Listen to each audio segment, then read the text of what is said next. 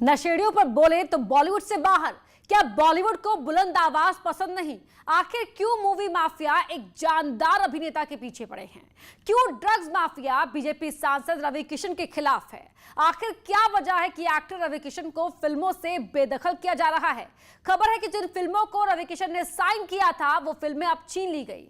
आज इस खास शो में हम आपको बताएंगे कि बॉलीवुड को बोलने वाला क्यों नहीं पसंद है और जो बोलता है उसके खिलाफ कैसी साजिश रची जाती है।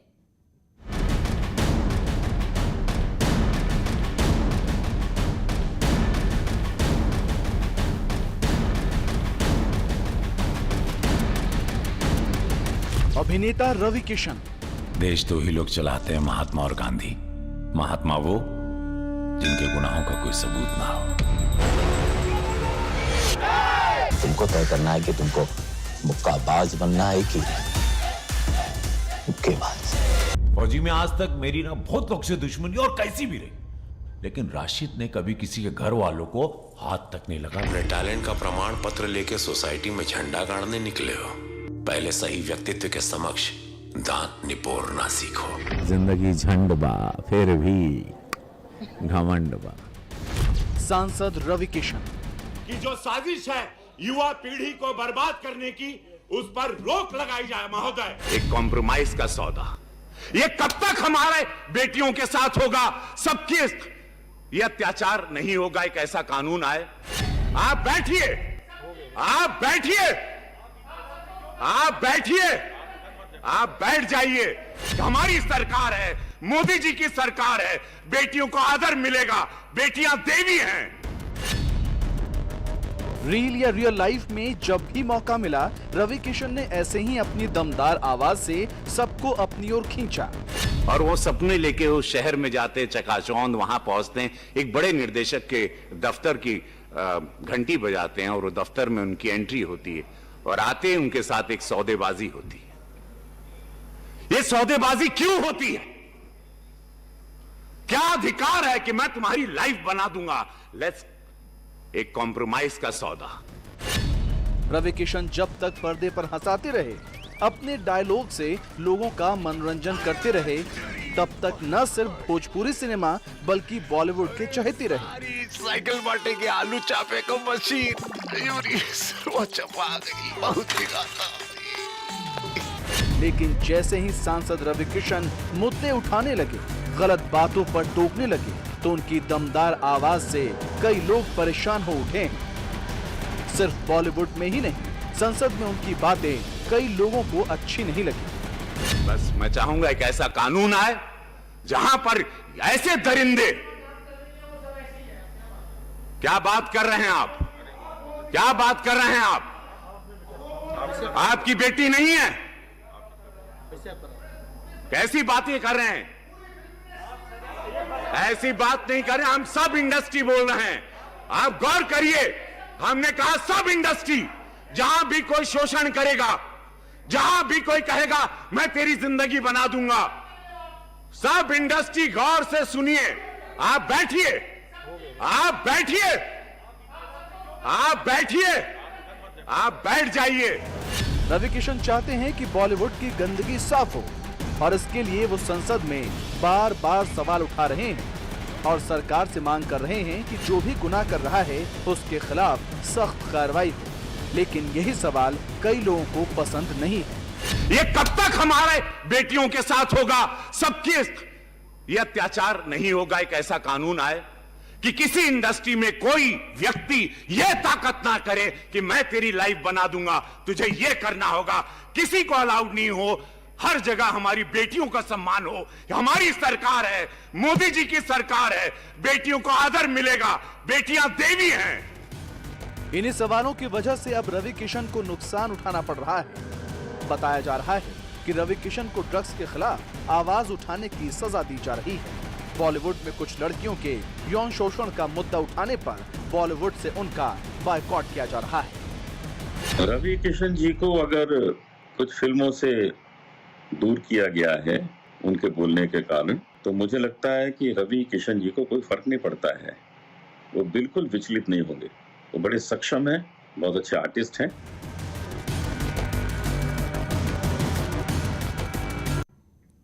खबर है कि बॉलीवुड से जुड़े मुद्दे उठाने की वजह से रवि किशन को कई बड़े प्रोजेक्ट से बाहर निकाल दिया गया।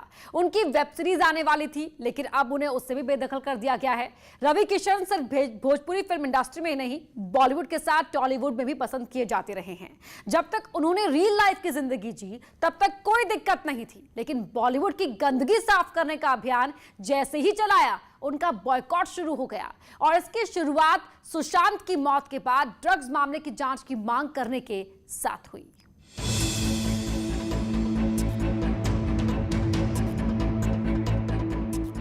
कभी बस में चलने के पैसे नहीं थे, लेकिन रवि किशन ने अपने दम पर एक बड़ा मुकाम हासिल किया। आज रवि किशन की गिनती दिग्गज अभिनेताओं के बीच होती है। वो अपने अभिनय से लोगों के दिलों पर राज करते हैं और डायलॉग से तालियां बटोरते हैं। अपने टैलेंट का प्रमाण पत्र लेके सोसाइटी में झंडा गाड़ने निकले हो, पहले सही व्यक्तित्व के समक्ष दांत निपोरना सीखो। संसद में जब गरजते हैं तो बॉलीवुड में कईयों की बोलती बंद हो जाती है। एक कॉम्प्रोमाइज का सौदा, ये कब तक हमारे बेटियों के साथ होगा? सबके ये अत्याचार नहीं होगा, एक ऐसा कानून आए। लेकिन उसका नतीजा अब सामने आ रहा है। खबर है कि मूवी माफिया रवि किशन को तोड़ने में जुटा है। रवि किशन को कई बड़े प्रोजेक्ट से बाहर कर दिया गया है। सिर्फ फिल्म से ही नहीं, कई वेब सीरीज से भी उन्हें हटा दिया गया है। लॉकडाउन से पहले रवि किशन ने जो फिल्में साइन की थी, खबर है कि ड्रग्स और मूवी माफिया के दबाव में उनसे काम छीन लिया गया। इसके बाद अभिनेता राजू श्रीवास्तव उनके समर्थन में आ गए हैं। रवि किशन को ड्रग्स माफियाओं से डरने की जरूरत नहीं है। सारे कलाकार रवि किशन के साथ हैं, देश की जनता भी रवि किशन के साथ है। अब गंदगी साफ होनी चाहिए। इसमें चाहे बड़ा से बड़ा सुपरस्टार हो, स्टार हो, अगर दोषी है तो उसको सजा मिलनी चाहिए। ये ड्रग्स माफिया कुछ नहीं कर पाएंगे। साल 1969 में मुंबई के सांता क्रूज इलाके में पैदा हुए रवि किशन फिल्म एक्टर के साथ साथ बीजेपी के सांसद भी हैं। जौनपुर के ब्राह्मण परिवार में जन्मे रवि किशन शुक्ला ने बचपन में सोचा भी नहीं था कि वो फिल्मों में काम करेंगे, लेकिन अपनी काबिलियत के दम पर शोहरत हासिल की। रवि किशन दूसरे अभिनेताओं की तरह महज भोजपुरी सिनेमा में सिमट कर नहीं रहे, बल्कि उन्होंने मुख्यधारा के हिंदी सिनेमा के एक मशहूर और समर्थ अभिनेता के रूप में नाम कमाया है। वो एक बहुत बड़े अभिनेता है। मुख्तलिफ किस्म के रोल उन्होंने बॉलीवुड में, भोजपुरी में, तेलुगु में, तमिल में, टेलीविजन पे उन्होंने बहुत एंटरटेन किया है पूरे हिंदुस्तान की जनता को। बहुत लोकप्रिय है और बहुत ही वर्सेटाइल है। और जब से सांसद बने हैं, देश के मुद्दों पर अपनी बात रख रहे हैं, जिसका खामियाजा भी उन्हें भुगतना पड़ रहा है। जो मुझे पता लग रहा है कि रवि किशन जी को बॉलीवुड ने फिल्में देनी बंद कर दी है। उनके तमाम जो स्क्रिप्ट वो पढ़ रहे हैं, एक बहुत बड़े एंटरटेनर हैं, तो उनसे एक प्रकार से बॉलीवुड प्रतिशोध की भावना से प्रेरित हो रहा है। आखिर रवि किशन से फिल्में क्यों छीनी जा रही हैं? रवि किशन को वेब सीरीज से निकालने के पीछे कौन है? इस सवाल को समझने के लिए सुशांत की मौत मिस्ट्री को समझना होगा। अभिनेता सुशांत सिंह राजपूत ने खुदकुशी की या किसी ने मार डाला, इसका सच अभी सामने नहीं आया है, लेकिन सुशांत की मौत की जांच ने कई चेहरों को बेनकाब कर दिया है। सुशांत की मौत की जांच के दौरान जब रिया का चैट सामने आया तो एनसीबी को बॉलीवुड में ड्रग्स गैंग की खबर मिली, और फिर जब जांच आगे बढ़ी तो रिया चक्रवर्ती और उसके भाई को गिरफ्तार कर लिया। पूछताछ में पता चला है कि बॉलीवुड में ड्रग्स के खेल में बड़े सितारे भी हैं। फिर क्या था? 14 सितंबर को अभिनेता और सांसद रवि किशन ने इस मामले को संसद में लोकसभा के पटल पर उठा दिया। मैं सदन का ध्यान अपने देश के एक बहुत बड़ी समस्या की तरफ दिलाना चाहता हूं। हम सब जानते हैं कि हमारे देश में ड्रग ट्रैफिकिंग, ड्रग एडिक्शन की समस्या बढ़ती जा रही है। हानिकारक दवाओं के सेवन के माध्यम से देश की युवा पीढ़ी को बर्बाद करने की साजिश रची जा रही है। मुझे दुख के साथ कहना पड़ रहा है कि इस साजिश में हमारे पड़ोसी मुल्कों का हाथ है। प्रतिवर्ष चीन और पाकिस्तान के रास्ते देश में भारी मात्रा में नशे की दवाइयों की तस्करी होती है, मंगाई जाती है, पंजाब के रास्ते, नेपाल के रास्ते। पूरा सदन रवि किशन को सुन रहा था और रवि किशन अपनी रॉ में बॉलीवुड में ड्रग्स का जहर घोलने वालों पर बात कर रहे थे।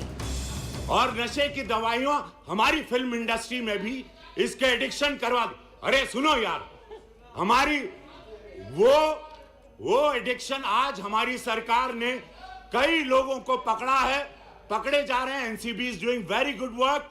बट महोदय, दुख की बात है कि इस प्रकार की गतिविधियां हमारी इंडस्ट्री के द्वारा भी, जहां पे एक स्टारों को देखा जाता है, उनको रोल मॉडल माना जाता है।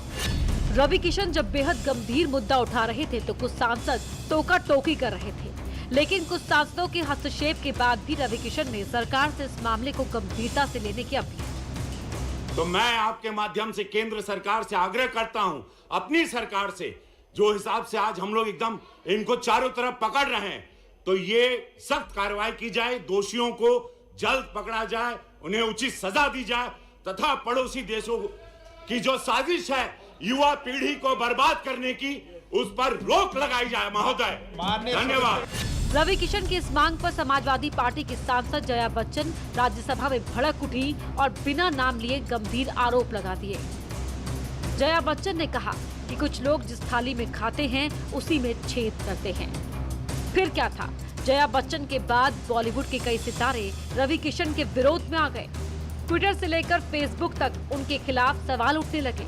विरोधियों का आरोप था कि रवि किशन ने पूरे बॉलीवुड को बदनाम किया है, लेकिन सच ये है कि रवि किशन ने सिर्फ ड्रग्स की तस्करी करने वालों पर लगाम लगाने की मांग की थी। उन्होंने खुद कहा है कि मैंने अपनी थाली खुद बनाई है, वो किसी फिल्म के ऊपर निर्भर नहीं है, वे स्वयं अपना काम करते हैं।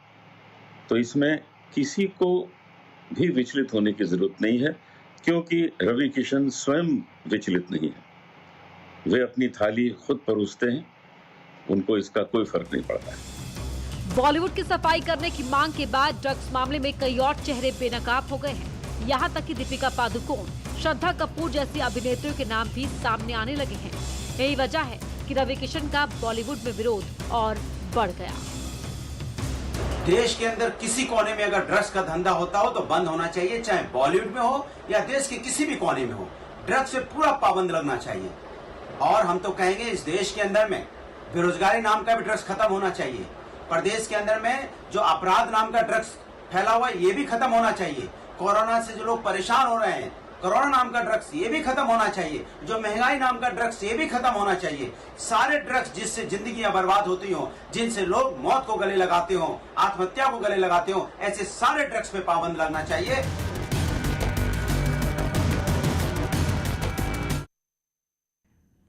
रवि किशन ने सबसे पहले ड्रग्स का मुद्दा उठाया और फिर एक्ट्रेस पायल घोष के ट्वीट के बाद उस घिनौने सच को संसद में रखा, जिसके बारे में जानते तो सब हैं, लेकिन बोलता कोई नहीं। पायल घोष ने ट्वीट कर आरोप लगाया था कि उसका यौन शोषण किया गया था, काम के बदले उसके साथ जबरदस्ती करने की कोशिश हुई थी, और यह आरोप अनुराग कश्यप पर लगा था।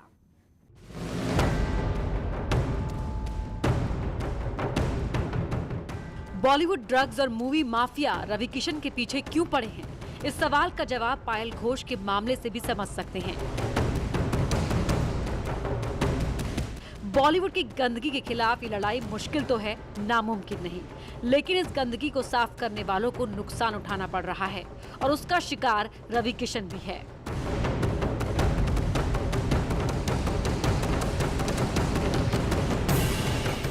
वो फिल्म माफिया काका से टूट रहा है, इसलिए उनको दिक्कत है क्योंकि वो लोग उसमें लिप्त हैं, इसीलिए वो लोग ये कार्रवाई इनके ऊपर कर रहे हैं। तो अपने मुद्दे पे कायम रहेंगे और निष्ठा से रहेंगे पार्टी के साथ। अगर उन्होंने कोई मामला उठाया है तो दम पे उठाया है और सही मुद्दा उठाया, और पूरी इंडस्ट्री सामने आ रही है, सामने नाम आ रहे हैं, बड़े बड़े चेहरे आ रहे हैं, तो स्वाभाविक सी बात है, मुद्दा बहुत दिनों से दबा था, उन्होंने उठाया तो अच्छा किया है।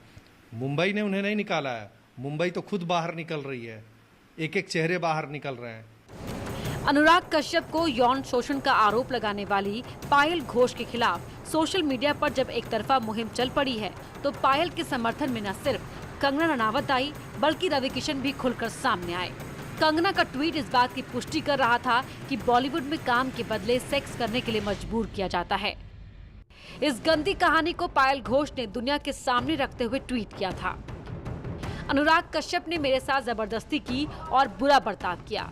इस ट्वीट के बाद मानो फिल्म इंडस्ट्री में भूचाल आ गया। सोशल मीडिया पर पायल के खिलाफ कमेंट आने लगे, लेकिन पायल ने अनुराग कश्यप पर गंभीर आरोप लगाने का सिलसिला जारी रखा और लिखा, अनुराग कश्यप एडल्ट फिल्म देखने लगे और मेरे सामने न्यूड हो गए। पायल ट्वीट के जरिए आप बीती बता रही थी। वो एक सपना लेकर मुंबई आई थी, लेकिन वो कहती है सपने के सफर में अनुराग कश्यप से मुलाकात एक डरावना पल था। मशहूर निर्देशक अनुराग कश्यप ने 2014 में मेरे साथ छेड़खानी की थी। निर्देशक ने मुझे बताया कि जो लड़कियां उनके साथ काम करती हैं वो उनके साथ गाला टाइम बिताते हैं। इस गाला टाइम को बॉलीवुड से खत्म करने के लिए सांसद रवि किशन ने 21 सितंबर 2020 को लोकसभा में मांग की थी। अध्यक्ष महोदय जी, जैसे ही हमारे यशस्वी प्रधानमंत्री जी ने कहा था बेटी बचाओ बेटी पढ़ाओ, और मेरे भारत में समस्त बेटियां, मैं भी पिता हूं, मेरी भी बेटी है, उनमें एक बल आया, एक शक्ति आई महोदय जी, और वो शक्ति ऐसे कि अब वो निकलने लगी और बताने लगी कि मेरे साथ क्या घटित हुआ, अपनी पीड़ा बयां करने लगी समस्त भारत के सामने, मीडिया के सामने, सोशल मीडिया के सामने। एक बेटियों को बल मिला हमारी सरकार में। पायल घोष को भी ऐसा ही बल मिला था। वो कई साल से अपनी बात नहीं रख पा रही थी, लेकिन जब उन्हें लगा कि अपनी बात रखनी चाहिए तो सोशल मीडिया पर आप बीती सुना दी। अनुराग उस समय बॉम्बे वेलवेट पर काम कर रहे थे। उसने ये भी कहा कि लड़कियां रणबीर कपूर के साथ सिर्फ एक फिल्म करने के लिए उसके साथ सोने के लिए तैयार थी। इसके बाद अनुराग ने एक एडल्ट फिल्म देखना शुरू कर दिया। मैं डर गई। इसके बाद वो अचानक मेरे सामने न्यूड हो गया और मुझसे अपने कपड़े निकालने के लिए कहा। मैंने कहा, सर मैं कंफर्टेबल नहीं हूँ। पायल घोष जैसी लड़कियों की सुरक्षा के लिए ही रवि किशन संसद में बोल रहे थे। उनके टूटते सपनों को बचाने की गुहार लगा रहे थे।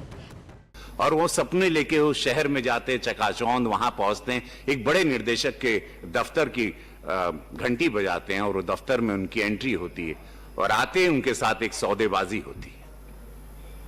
ये सौदेबाजी क्यों होती है? क्या अधिकार है कि मैं तुम्हारी लाइफ बना दूंगा? लेट्स एक कॉम्प्रोमाइज का सौदा। पायल घोष ने भी आरोप लगाया था कि उसके साथ भी कॉम्प्रोमाइज करने का सौदा किया जा रहा था। अनुराग ने कहा कि मैंने जिन अभिनेत्रियों के साथ काम किया है वो मेरे सिर्फ एक कॉल पर मेरे पास आने के लिए तैयार हैं। तब मैंने फिर से कहा कि मैं कंफर्टेबल नहीं हूं और बीमार हूं। किसी तरह मैं वहां से भागी। इसके बाद मैं उनसे कभी नहीं मिली। उसने कई बार मुझसे मिलने के लिए कहा। मैं आज तक वो घटना नहीं भूल पाई और वो मुझे बहुत परेशान करती है। पायल अकेली ऐसी लड़की नहीं है जो ऐसा आरोप 318 पर